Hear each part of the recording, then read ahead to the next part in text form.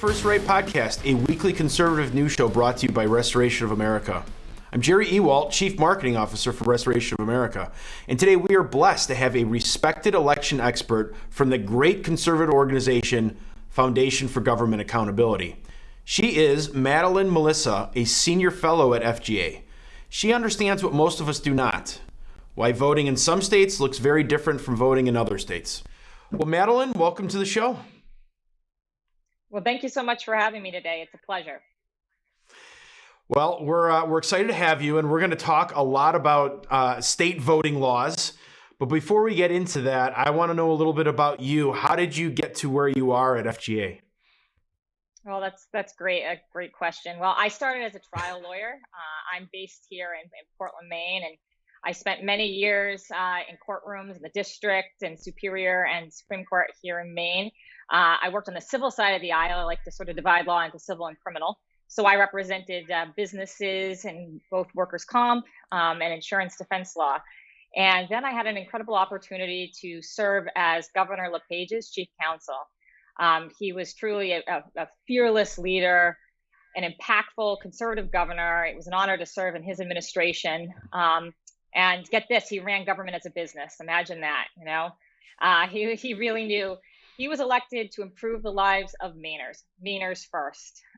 So while I was serving as his chief counsel, Maine unfortunately passed what's known as ranked choice voting. Is that a system that you're familiar with, unfortunately? Well, that's one of my questions for later on, but so you could spend a lot of time talking about it at that point.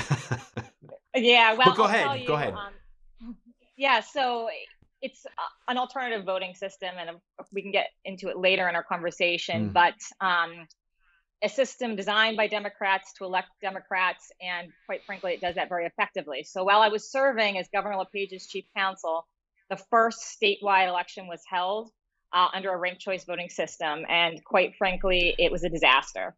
So during that period of time, Governor LePage had to actually sign off on the election results, which was my foray into working on election integrity issues. So what I do here at FGA, we work across the country in 35 states and in DC, everywhere from Wisconsin, Missouri, Texas, Michigan, Virginia, and of course, Florida. And I've had the privilege over the last 2 years of working with state lawmakers on ballot integrity initiatives and reforms. And what that means to your audience, we work with lawmakers, governors, secretaries of states, AGs, legislators, to work on testimony and bills before election committees. You know, we're in the trenches for both debate and of course votes. And just one piece of good news as we start our conversation here is that, well, there's a lot of work to be done. 24 states have passed bills in the last 2 years alone, with, of course, Florida as the national leader on election integrity.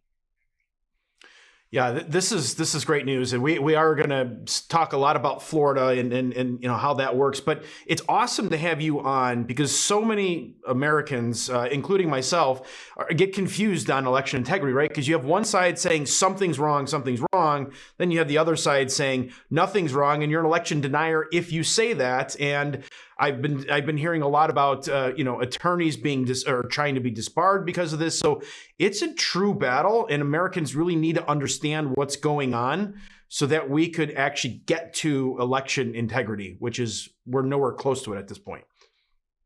You know, you're completely right, and it's something that I hear all across the country. And what I say to people is, listen, we're not relitigating the past. What we're here to do is protect the future.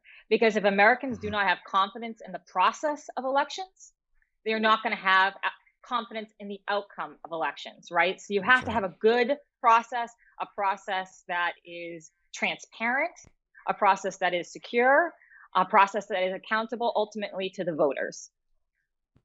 Yeah, I mean, look what happened in Arizona, right? If you don't have the right process and you're turning away people or something's wrong with the machines, you're disenfranchising people. So next time it's time to vote, they go, well, why should I even bother? I missed work or what? I have all these other things to do. It doesn't count anyway, so why should I bother? Right? Exactly. And that's one of the big problems, right? Because if people don't think that their vote counts, if people think that their vote is going to be, canceled out by a fraudulent vote, or they're going to have an issue actually on election day like they did in Arizona, why show up, right? And that's a really big problem because that's the foundational bedrock of our democracy, the voting process.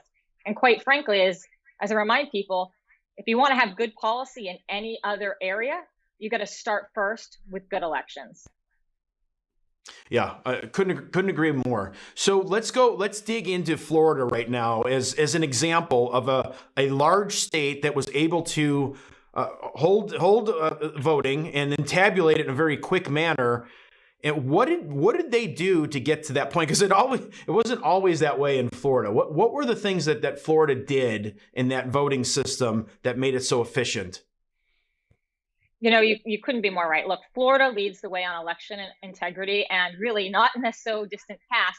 I think we all remember hanging chads, right? The national embarrassment, just not that long ago to right now, first in the country, right? No state has been better than Florida at fighting against election, vulnerabilities, making sure that voters trust the process, and of course have confidence in the results. But so I want to talk about the specifics, but before I do, I'd just like to say sort of a global comment, which is Florida has really good strategy, right? So instead of resting on their accomplishments, Florida lawmakers prioritize election integrity. Okay, it's an ongoing process, and I've heard, unfortunately, this attitude from other states, which is, "Hey, we tackled election integrity 2 years ago. We passed a bill. It's all solved."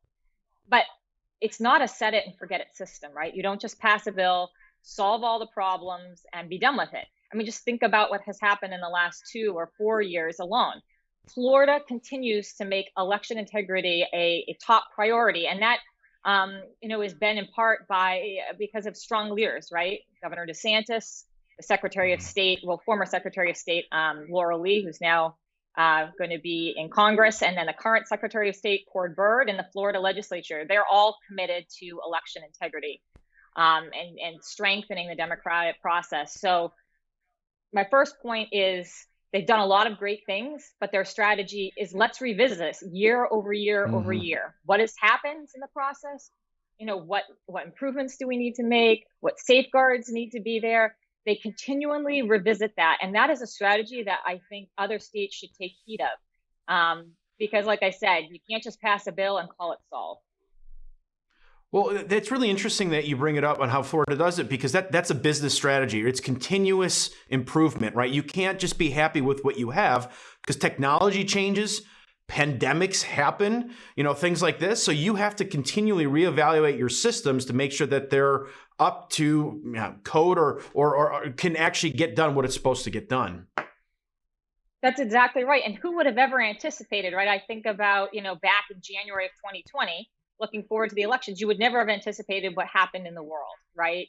All of these things like voting laws being changed by administrative fiat, or, the rise in absentee voting, or election observers being, actually gates being erected to block them out in some cases of the process, like what happened in places like Pennsylvania, or, in Michigan, you have the Secretary of State in 2020 just blasting out to every single registered voter an absentee ballot application. So these types of problems, they could not have been anticipated by the legislature the prior session. So I think states should really pay attention to Florida's model of making election integrity a priority year over year.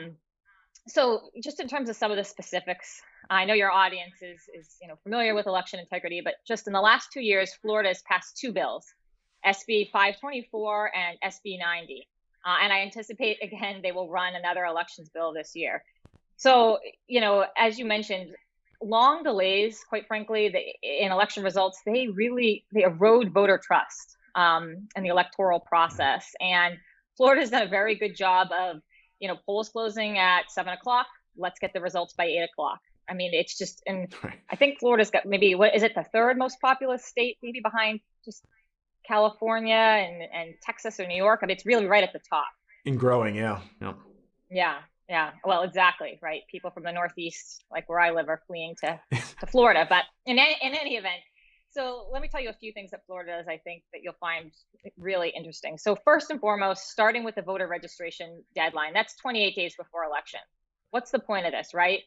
If you have same-day voter registration, clerks have a really hard time identifying and verifying is a voter who they say to be, who they claim to be. So many states, like where I live in Maine, they allow same-day voter registration. That's a problem. Florida allows pre-processing. Now, when I talk to people about pre-processing, I explain pre-processing basically is opening the outside envelope of a ballot as the absentee ballots start rolling in to make sure that all of the requirements, whatever they are in a state and in Florida, to make sure that they are met. So it's not releasing results. In Florida, that actually is a felony if you were to release results. This is a processing. So it allows clerks and officials, as those ballots come in, to get them queued up to be able to count on election day. And a lot of states where we've seen problems, places like Michigan and Pennsylvania, that pre-processing doesn't actually happen until election day, which is problematic.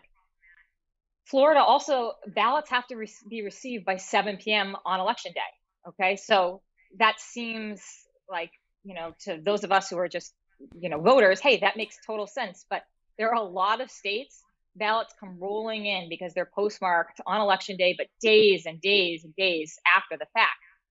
And that can really slow down the process of counting. Another thing that Florida does, which I think is a really important safeguard, is voters can only cure ballots till 5 p.m. the day after the election. So curing is sort of a technical or legal term for when a ballot comes in and there's some problem with it, like a signature match issue or missing information. Voters only have a very short window in which to do that. But there are states, like, as we've seen in Arizona, 5 days, right? So it's days and days after an election, which that can be suspect, right? You're thinking, what's going on here? Where erodes confidence, like we talked about. Yeah. Yeah, exactly. That's a really, really, really big problem. Because what does that lead to in the electorate? Or somebody trying to game the system? And it obviously slows down the process as well. Something else that's really important, I think, in Florida is that they have accurate and up-to-date voter records. They require that every year there are these checks that are done. And we all know this, right? Just think about how many people have moved. We were talking about this just in the last couple of years, moving into a state, within a state, becoming, obviously voters who are deceased or have become ineligible to vote, due to criminal activity or otherwise. So you've got to have regular voter roll checks. And you've got to allow, what Florida does is interagency data sharing. So the Department of Highway Safety, the Motor Vehicle Department, they identify changes on a driver's license or a state ID, and they report those changes. That seems so simple, but many states don't do that. The agency should be sharing data with each other. A welfare agency, the DMV, they should be talking to each other. And then what Florida does, and I would like to see all states do this, is the supervisor of elections has to conduct an audit. They call it a list maintenance program in Florida on an annual basis, right? Take a look. Are the election officials doing their job and cleaning up the data? So I think those things all together really have moved Florida to the very top of the pile when it comes to fast and accurate ballot counting. And I want to point out another really important change. This happened just in the last year that was something that was at the Governor DeSantis's top of his list. And I don't know how familiar you are with it, but what they did was they created it's an election crimes and security unit. Have you heard about this? I have, yeah. No, please go ahead. So there's something that I've heard all over the country, right? Which is from the left. They say, what election crimes? What problems? What irregularities? It doesn't happen here. Well, it might be true when nobody is investigating it and when nobody is prosecuting it. We have a huge void in this country when it comes to actually prosecuting election criminals. Because if you don't have investigators who are dedicated, like they do now in Florida set up this unit. It's within the Department of State. They have trained investigators. So when complaints come in from the public, from the voter fraud hotline, maybe from election officials themselves, they are tasked with investigating so it. That's great right. Yeah. If you're a voter and you think, hey, I saw something, or if you're an election observer, you can call in and you can say, this is what I saw. and you're going to have somebody who actually knows what they're doing on the other end of that phone line to figure it out, right? And then not only do they investigate it, they are required in Florida to file an annual report with the legislature. So how great is, hey, in Broward County or in Miami-Dade, here are the complaints that came in. Here's what we did with them. And here's how they got referred, whether they got referred to prosecution, or if it was an irregularity, then the legislature is on notice, hey, we've got to pass a bill to deal with that problem. So I would just like to say, to your audience and to any lawmakers that might be listening, Florida has a model here on election crimes and security. I think it really adds a high level of confidence, and it's going to continue to keep Florida at the top of the list for fast and accurate and confident ballot counting. Well, what a great way to restore confidence in the voting system by a lot of these steps that Florida's implemented. So now the question is, can we replicate that across the country? And especially when you look at battleground states, right? Because everyone's always focused on these battleground states that are, these purple states that go either way. They want to know that their vote is counting. And now look at Arizona, right? That's where the focus has been because of how that state is shifting in terms of political makeup, but also in what people believe is this a fair election? So is there hope for states like Arizona to do something like this? Yes, absolutely. Because look, Florida's done it. It's possible to be able to restore confidence. It's possible to be able to investigate, to prosecute election fraud and irregularities. And that's what states owe to voters, quite frankly. And, things like drop boxes, right? I mean, that has been a huge issue in places like Arizona, unfortunately. And history repeated itself there. I think that is something that's really important. I know voters know this and your audience knows this, but if you don't make changes, you end up like Maricopa County in 2020 and 2022, right? I mean, unfortunately, the mail-in ballot initiative, the ID number on the initiative failed there, but I think that is absolutely at the top of the priority list. You got to have an ID number on those mail-in ballots. Like I mentioned, they've got that 5-day lengthy curing period. They got to shorten that up. They got to work on cleaning the voter rolls. I mean, I know the audit in Maricopa County found all sorts of deficiencies that were really problematic and erode voter trust, as you said. And they've got this active early voting list there, which is basically it functions as a permanent mail-in list. Well, that's a really big problem, right? So if you sign up for a mail-in ballot, then you get one in perpetuity. Those are really big problems. But back to your question, this is something that can be replicated in other states, and versions of these reforms and these reforms have been across the country. Yeah, so, we talk about Florida. You have Ron DeSantis, and he's a strong leader pushing these voter reforms in Florida. If we have Katie Hobbs, which she's now governor-elect, right, is it still possible to get these voter reforms in with someone like Katie Hobbs as the governor of Arizona? Well, that's a great question. I think it's going to depend, obviously when you have somebody who's the Secretary of State and doesn't see these problems, right? Thinks that everything was run beautifully and wonderfully. Nothing to see here, folks, move along. Well, voters need to demand that. They need to remember that elections have consequences, right? So when you vote somebody like Governor-elect Hobbs into office, I think it's going to be unlikely that if a bill hits her desk, she's going to sign it. So lawmakers are going to have to work on that in Arizona, obviously depending on the political makeup. But you see states like just this last year, Missouri, Secretary of State Ashcroft and the lawmakers, they worked and passed a huge omnibus bill, HB 1878. They did like a complete just reform, doing everything from strengthening ID requirements to prohibiting the expansion of mail-in ballots without legislative changes. You've got places like South Carolina. They passed a huge omnibus bill. The Senate did 108 there. And places like Iowa, Texas, Georgia, all of these states have recognized, hey, listen, we've got to do a better job. We have got to pass these reforms so that our voters have confidence in elections. So it is possible, but unfortunately, I think right now in Arizona, it's going to be really an uphill battle. Uphill battle, yeah. Well, Madeline, I want to go back real quick to one of the points that you made about an investigative team in Florida, for example, investigating voter fraud. One of the things that you just recently wrote about is the Soros-backed DAs, right, that are infiltrating this country.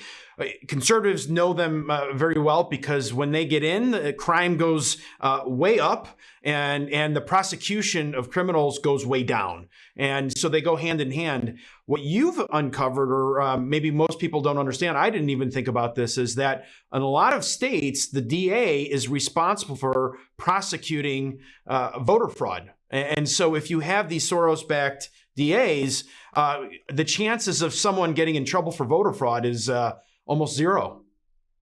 Yeah, I'm so glad you brought that up. At FGA, we've done quite a bit of research. And to your point, people understand the problem with Soros-backed DAs and public safety, right? Because take a look at places like Philadelphia or Chicago or Alvin Bragg in New York City or Los Angeles. I mean, you see the direct results of Soros-backed DAs on public safety in this country. Violent crime is up everywhere. And here's the other side of the coin that I don't think people understand. Those same DAs in 22 states have exclusive jurisdiction to prosecute, which means nobody else. So that means that if a Soros-backed DA decides to not prosecute, the end of the line. So what that does is it effectively nullifies the laws that these states are passing, right? So if you pass a law that says we're not going to allow ballot harvesters to come in and take advantage of the elderly and vulnerable voters and harvest ballots, for these political operatives, and we are going to make that a felony. Well, if you've got, Alvin Bragg in New York City, you're out of luck because you can say, I don't want to prosecute this. And then that's it. The attorney general cannot step in. And so that is the case in 22 states across this country. And Soros-backed DAs, they now represent more than 70 million Americans and counting. That's like a huge percentage, a fifth of the country. And like you said, they have a track record of failing to prosecute criminals, which has led to crime rates just rising. How could we possibly trust them to prosecute election fraud? So states need to address this. And the solution is, at the legislative level, give the attorney general dual prosecution authority. That's the solution. So when, if you have an election crimes unit, whoever's doing that investigation can hand it off both to a local DA and to the AG to put pressure on the DAs. Because I talk with lawmakers all the time. They say, what do we do about the DA problem in this country, right? What do we do? Public safety is out of control. Now it's going to be, the issue is election crimes aren't being prosecuted. Somebody has got to hold them accountable. And that's by giving the AG dual prosecutorial authority. You allow the best chance for election crimes to actually be prosecuted to a conviction. This is the whack-a-mole problem of election integrity, right? When you discover an issue and you work hard to fix that issue, something else pops up. So you just discovered something else that pops up. But it's awesome that you're staying diligent, and there's a lot of people doing that, but I appreciate your efforts to stay diligent to uncovering all these possibilities that really affect election integrity. Yeah, and you're totally right, because when I started working on, election law and election policy, this question came up so much. We decided we've got to investigate it, right? Because as you're working on it, you think, well, who is responsible? Why aren't people being held accountable? And then we realized there is sort of the other side of this, the liberal billionaire class, the Soros-backed TAs. There's another side to this story, and that is election crimes. So, it's something that I want lawmakers to really hear loud and clear. It's not only public safety, but it is election crimes that they are responsible for. And if it goes the way of public safety, I think we can see in the results in this country how that's going to turn out. Yeah, no, we're all painfully aware of the direction that's heading. So now I want to go back. You talked about the explain ranked choice voting, because I don't know if anyone understands it. If anyone does, you do. But explain that. And I didn't realize you had experience with it even in Maine. But what is that? Well, all right. Ranked choice voting is a disaster. All right, let's start there. And like I said earlier, it is a system designed by Democrats pushed by Democrats, backed by Democrats to elect Democratic candidates. And it has done that incredibly well. You can see the results in places like Maine and most recently in Alaska. And yeah, so here's the thing. There isn't a problem when it comes to one person, one vote, right? That's the system that we've had. That's the system that has elected people like Abraham Lincoln, right? One person, one vote. Here is how ranked choice voting works. If no candidate hits 50% of the vote, you have to reach 50%. If you reach 50%, it doesn't kick in. But if you don't, if you're below that threshold, what happens is on your ballot, you have to rank the candidates. Let's say there are 5 candidates, right? 1 through 5. So when I went to vote here in the midterms, it's candidate 1, candidate 2, candidate 3. So you're forced to rank the candidates. So if I picked candidate number 5 and they were the lowest candidate in the ranking system, that would, all the votes of the person who voted for candidate number 5 would drop out and their second choice would then be added. And then all of the votes get retallied again. It's called an instant runoff vote. But here's the problem with ranked choice voting, okay? A lot of votes don't actually count. They never actually make it to the final tally. And that is because you may vote for somebody, like if I voted all the way down the line for a candidate that didn't win, my vote just never counts. So the first ranked choice voting race here in Maine, all right, it was the Republican Bruce Poliquin versus the Democrat Jared Golden up in our congressional district, CD2 here, which is the rural district up north in Maine. 8,000 votes thrown out. The final tally. And when I say thrown out, I mean quite literally by the Secretary of State, not counted. And that is not an error. That's actually by design. So in order to lift Golden up to this sort of fake majority of 50% plus 1, these votes are systematically thrown out. And I'll have you know, just in terms of the fast and accurate ballot counting, all right, and by the way, the Golden, who was behind Poliquin in that race, he ended up winning. So the election really effectively was rigged for Golden.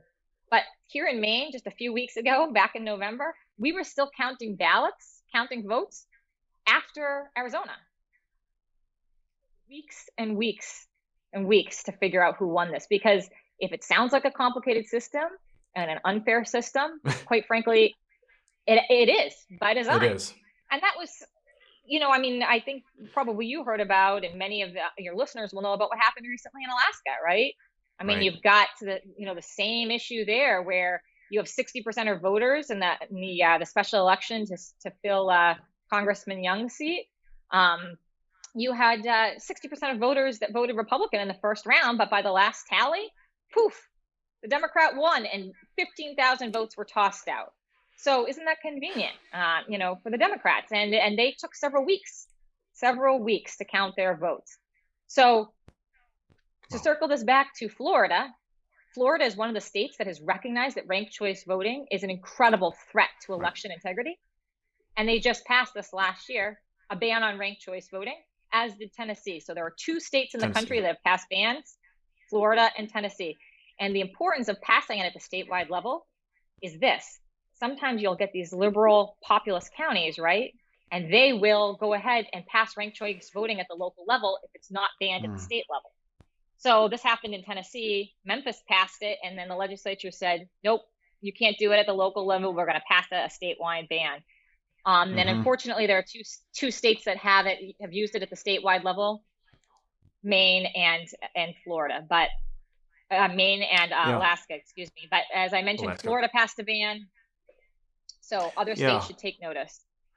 Yeah, it places a lot of burden on the voter because they need to know all the candidates and they have to rank them out, because if you don't, like you said, it gets excluded at some point, and the person you really wanted to vote for, your vote no longer counts. So thank you for, again, for explaining that, because I think a lot of people are confused on that, but it's just another one of these things, issues that we all need to be on the lookout to make sure that doesn't go, because it's going to, again, erode election integrity and confidence in the voting system. So Madeline, last question for you. We talked about how great Florida's doing, how maybe poorly some other states are doing, and some threats out there with the DAs and the ranked choice voting. Give us some hope here, because you started off the interview with some excitement that we are making some progress in changing and in bringing back the integrity in our election system. Yes, and I would say this. It is a great time to be an American, and we have a huge battle ahead of us, okay?